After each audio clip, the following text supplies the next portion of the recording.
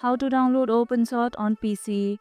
Want a powerful video editor without the price tag? Let's download Openshot in just few clicks. Start by heading to your web browser and searching for Openshot download. Click on the official Openshot website. Once you are on the home page, hit the download button. It will automatically detect your operating system. Choose the version that fits your setup, either the installer or portable format. Click to download, then once the file finishes downloading, open it to start the installation wizard. Follow the simple prompts, agree to terms, choose an install location and confirm.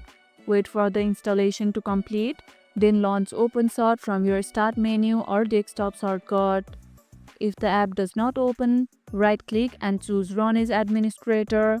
What kind of videos do you want to edit with Openshot? Drop your ideas below in the comments. And if this video helped, hit the like button, share it, subscribe and leave a comment. Thanks for watching and I'll see you in the next one.